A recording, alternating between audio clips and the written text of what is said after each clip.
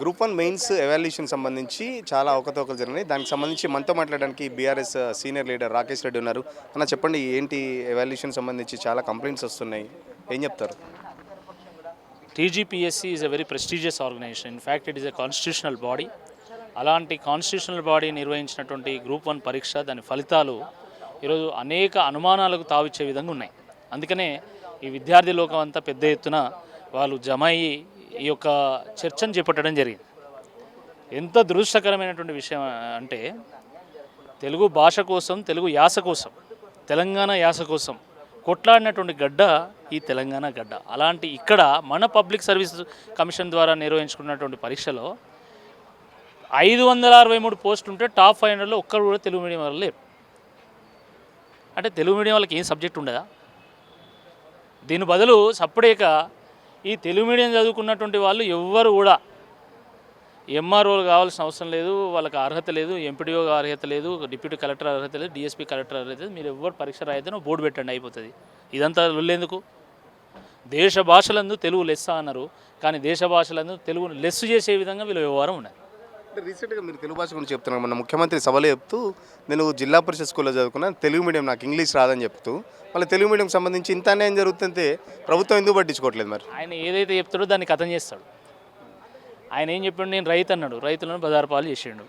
నేను real estate business man అన్నాడు, real ఎస్టేట్ను కథం పట్టించిండు.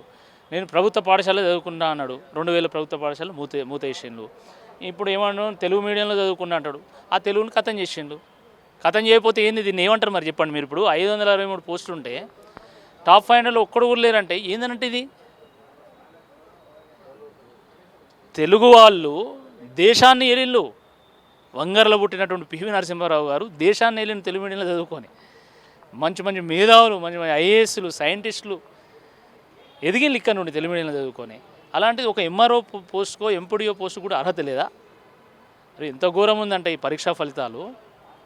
టాపర్కి 550 వచ్చినాయి, తప్పేం లేదు, వాళ్ళు కష్టపడి టాలెంట్ ఉండి రాష్ట్రంలో వచ్చినాయి.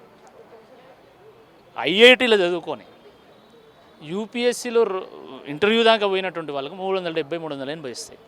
550 ఎక్కడ, 370, 80 ఎక్కడ? ఇంత వేరియేషన్ ఎందుకు ఉన్నది? ఇంత వేరియేషన్ ఉన్నది అంటేనే ఆ ఫలితాల్లో ఏదో జరిగింది అని అర్థం. దానిలో ఇంకా అటువంటి అనుమానం లేదు. 6 గ్యారెంటీల గురించి ఒకటే దంచుడు. 6 గ్యారెంటీలు దేవుడెరువు, కానీ కొన్ని పోస్టులు మాత్రం గ్యారెంటీ అయినాయి అని చెప్పి ఈరోజు అశోక్ నగర్లో ఉన్నటువంటి విద్యార్థులు చెప్తున్నారు. మరి దాంట్లో ఉన్నటువంటి మతలబ్ ఏందో ప్రభుత్వమే చెప్పాలి. అంటే ఇంత జరుగుతున్న నిరుద్యోగులు ఒకప్పుడు సభ పెడితే చాలామంది వచ్చేటోళ్ళు, ఈరోజు సభకు కనీసం 10 మంది కూడా లేరు. ఎందుకు? నిరుద్యోగులు కూడా ఫిక్స్ అయిపోయారా మాకు న్యాయం జరగదని చెప్పేసి? తెలంగాణ యువతకు సమాజం పట్ల ఎక్కువ బాధ్యత ఉంటుందండి, గుర్తుపెట్టుకోండి. అందుకనే తెలంగాణ ఉద్యమంలో ప్రాణాలకు తెగించి కొట్లాడింది. ఈరోజు హెచ్సియులో ప్రభుత్వం భూములు లాక్కుంటుంది కాబట్టి, ప్రభుత్వం విశ్వవిద్యాలయాన్నే అమ్ముకుంటున్నది కాబట్టి, ప్రభుత్వం జాతీయ పక్షిని సైతం బుల్డోజర్ చక్రాల కింద వేసి హత్య చేస్తున్నది కాబట్టి, 140 కోట్ల భారతీయులకు ప్రతీకగా నిలిచేటువంటి జాతీయ చిహ్నాలను, జాతీయ పక్షిని కథం చేస్తున్నది కాబట్టి, తెలంగాణ యువతగా, బాధ్యతాయుతమైనటువంటి యువతగా ఈరోజు అందరూ కూడా హెచ్సియు బాట పట్టింది కాబట్టి ఇక్కడ ఎక్కువ మంది లేరు. అంతే తప్ప వీళ్ళకి ఏదో బాధ్యత లేక కాదు. రండి, మీరు నాతో పాటు, మీరు అశోక్ నగర్కి వస్తారా? రండి. లేదు, బాధ్యత లేక, వాళ్ళకు న్యాయం జరుగుతుందన్న నమ్మకం లేక విసిగి వేరేసారి రావట్లేదా? లేకపోతే వాళ్ళకు ఈ ప్రభుత్వం మీద నమ్మకం లేక మీద పోరాటం మీద నమ్మకం ఉంటుంది. పోరాటం జరిగేటప్పుడు 100% వస్తారు. మీరు ఎప్పుడు వస్తారో రండి నాతో పాటు, అశోక్ నగర్ పోదాం. 100,000 మంది ఒక కాలిస్తూ వస్తారు. ఎవ్వరు భయపడ్డం లేరు. ఆయన రేవంత్ రెడ్డి గారు పాపం తెల్లారు లేసి సభలను నన్ను ఎవడు గుర్తుపడతలేడని ఒకటే లొల్లి. ఏమన్నా నిన్ను ఎవడు గుర్తుపడతలేడు కావచ్చు, బయట ఎవడు గుర్తుపడతలేడు కావచ్చు, కానీ అశోక్ నగర్లో మాత్రం ప్రతి ఒక్కరు గుర్తుపడతారు. ఎందుకంటే నువ్వు ఇచ్చినటువంటి హామీ 2 లక్షల ఉద్యోగాలు కానీ, జాబ్ క్యాలెండర్ కానీ, అదేందో నిరుద్యోగ భృతి కానీ, ఇవన్నీ కూడా గుర్తున్నాయి. నిన్ను గుర్తుపడతారు, నీకు గ్యారంటీలను గుర్తు చేస్తారు. ఎల్లకాలం నువ్వు గుర్తుపెట్టుకునే విధంగా వాళ్ళు వ్యవహారం చేస్తారు. నువ్వు తప్పకుండా రావాలి. 40 సార్లు ఢిల్లీ పోతావు, 40 నిమిషాలు అశోక్ నగర్ రాలేవా? ఎందుకు రావు? కాబట్టి ఈ విషయం మీద ప్రశ్నించడానికే ఈరోజు ఇక్కడ ఈ విద్యార్థులు, ఈ యాస్పిరెంట్స్ అందరూ కూడా ఈ చర్చ చేపట్టడం జరిగింది. చెప్తున్నారు, డిప్యూటీ సీఎం చెప్తుండు, సీఎం చెప్తుండు, మేము ఇచ్చే నోటిఫికేషన్లు వద్దు బాబు అనే కాడికి నిరుద్యోగులు వస్తున్నారు. అంత పెద్ద ప్రభుత్వం, అంత గొప్ప ఎత్తున మేము భారతదేశంలో 55,000 ఉద్యోగాలు ఇచ్చిన గొప్ప ప్రభుత్వం నిరుద్యోగ ప్రభుత్వం అని చెప్తుంది.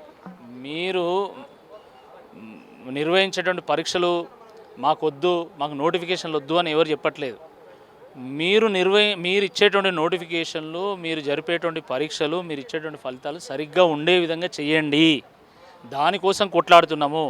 మీరు అవకతవకలుగా అంటే ఇష్టమైన యథేచ్ఛగా ఇచ్చేటువంటి నోటిఫికేషన్లు మాకు వద్దు అని చెప్తున్నారు. దాన్ని మీరు తప్పుదో పట్టించే విధంగా మేము ఎన్ని నోటిఫికేషన్లు ఇస్తామంటే అసలు ఇక నోటిఫికేషన్లే వద్దు, మాకు పరీక్షలే వద్దు, మాకు అసలు అనే విధంగా వ్యవహారం చేయడం ఇది చాలా దుర్మార్గం. ఇది నువ్వు ఇచ్చిన నోటిఫికేషన్లు ఏంది అసలు? 57,000 ఉద్యోగాలు ఇచ్చినా ఒక ఉద్యోగం తగ్గినా కూడా నాకు ఓటు వేయద్దు అన్నాడు. ఎవడు ఓటు వేయలేడ? నిజామాబాద్, కరీంనగర్, మెదక్లా తుక్కు ఓడిపోయింది కాంగ్రెస్ పార్టీ. దీనికి నీ సమాధానం ఏంది? అసలు నీ వ్యవహారం చక్కగా లేదు. ఇది అందరికీ తెలిసినటువంటి విషయమే. అది సరిగా చేసుకోకుండా ఇంకా దీన్ని ఏదో మసిపూసి మారేడుకాయ చేస్తా అంటే మాత్రం తప్పకుండా తెలంగాణ సమాజం సరైనటువంటి రీతిలో ఈ ప్రభుత్వాన్ని నిలదీస్తుందని చెప్పి ఈ సందర్భంగా గుర్తు చేస్తాను. ఫైనల్గా చెప్పండి, నిరుద్యోగులకు సంబంధించి ఎలా ఉండబోతుంది బీఆర్ఎస్ పోరాటం కానీ, లేకపోతే వాళ్ళకి ఎలాంటి సహాయ సహకారాలు అందించబోతున్నారు?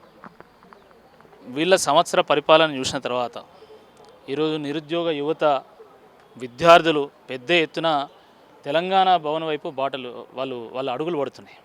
ఎందుకంటే ఇక్కడికి పోతే కానీ మాకు న్యాయం జరగట్లేదు, వీళ్ళకు తప్ప వేరే వాళ్ళు ఎవరికి ఇష్యూస్ అర్థం కావు అని చెప్పేసి వాళ్ళు మా గడప దొక్కుతున్నారు. తప్పకుండా వాళ్ళకు భరోసానిచ్చే విధంగా మా చర్యలు ఉంటాయి. ఇప్పటికే జియో 29 విషయంలో కానీ, జియో 46 విషయంలో కానీ వాళ్ళు చేసేటువంటి పోరాటానికి ప్రత్యక్షంగా పరోక్షంగా మేము మద్దతునిస్తున్నాం, సహకారం అందిస్తున్నాం.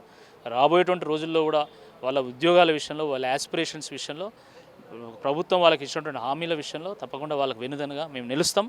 ఒకవేళ ఈ పోరాటంలో కోర్టులో చేసేటువంటి పోరాటంలో కానీ ఇంకా ఇతర పోరాటాల్లో మనం సక్సెస్ కాకపోతే తప్పకుండా ప్రజా కోర్టుకే ఈ ప్రభుత్వాన్ని ఈడుస్తాము, ప్రజా కోర్టులనే తేలుస్తాము. ప్రజలే అంతిమ న్యాయ నిర్ణేతలు కాబట్టి ప్రజలు తప్పకుండా రాబోయేటువంటి రోజుల్లో వాళ్ళకు బుద్ధి చెప్పే విధంగా ఒక నిర్ణయాన్ని ఇస్తారని చెప్పి మేము ఆశాభావంతో ఉన్నాం. కోర్టులను కూడా మేనేజ్ చేస్తున్నాడు రేవంత్ రెడ్డి అని చెప్పేసి గతంలో జరిగిన కొన్ని ఇష్యూస్కి సంబంధించి కూడా నిరుద్యోగులు చెప్తున్నారు. ఇప్పుడు మీటింగ్లో పాల్గొన్న వక్తలు కూడా చెప్పారు, కోర్టులను జడ్జిలను కూడా మేనేజ్ చేసి ప్రభుత్వానికి అనుకూలంగా తీర్పులు తెప్పించుకుంటున్నారని చెప్పేసి. మరి దీనికి సంబంధించి కోర్టులో న్యాయం జరుగుతుంది అనుకుంటున్నారా? న్యాయ వ్యవస్థల మీద మాకు నమ్మకం ఉంది, మాకు గౌరవం ఉంది. కాబట్టి వీళ్ళ వల్ల మొత్తం న్యాయమూర్తులందరూ ఇన్ఫ్లుయెన్స్ అవుతారు అని నేను చెప్పడం లేదు, అది చెప్పడం సమంజసం కాదు. కానీ స్వయంగా రేవంత్ రెడ్డి గారే మొన్న రవీంద్ర భారతిలో మాట్లాడుతూ గ్రూప్ 1 మీద వేసినటువంటి కేసులన్నింటినీ నేను తుంగలో దొక్కించిన అంటే ఏంది? ఏం సందేశం ఇవ్వదలుచుకున్నా? మొన్న కౌన్సిల్లో మాట్లాడుకుంటూ అసలు ఉప ఎన్నికలే రావు, నాకు తెలిసి కోర్టులో ఉన్నాయి అయినా కూడా ఉప ఎన్నికలు అంటే ఏంటిది? ప్రజలు ఏ రకంగా అర్థం చేసుకోవాలి? నువ్వు ఒక్కడివి నీచుడు అయితే ఈరోజు మొత్తం అసలు వ్యవస్థనే భ్రష్టు పట్టించే విధంగా నువ్వు సందేశం ఇస్తున్నావు. ఇది సరైనటువంటిది కాదు. నువ్వేమైనా చేసుకుంటే చేసుకో, కానీ అది బయటికి చెప్పి ఉన్న వ్యవస్థల మీద నమ్మకం పోయేలాగా వ్యవహారం చేస్తే మాత్రం తప్పకుండా దానికి దీటైనటువంటి సమాధానం ఉంటుంది. ఖచ్చితంగా నిరుద్యోగులకు సంబంధించి ఏదైతే గ్రూప్ 1 వాల్యుయేషన్కు బీఆర్ఎస్ పార్టీ ఖచ్చితంగా భవిష్యత్తులో కూడా అండగా ఉంటుంది. వాళ్ళు చేసే ఏ పోరాటానికైనా బీఆర్ఎస్ పార్టీ పక్షాన మేము ఖచ్చితంగా అండగా ఉంటామని చెప్పేసి అటు కోర్టుల విషయంలో కానీ లేకపోతే ఇటు ప్రజాక్షేత్రంలో కానీ వాళ్ళకు ఖచ్చితంగా అండగా ఉండి వాళ్ళు ఏ పోరాటం చేసినా వాళ్ళకు చేయూతను అందిస్తామని చెప్పేసి బీఆర్ఎస్ నేత రాకేష్ రెడ్డి చెప్తున్న పరిస్థితి. వీడియో జర్నలిస్ట్ తరుణ్తో సురేష్ పల్లవి టీవీ, హైదరాబాద్.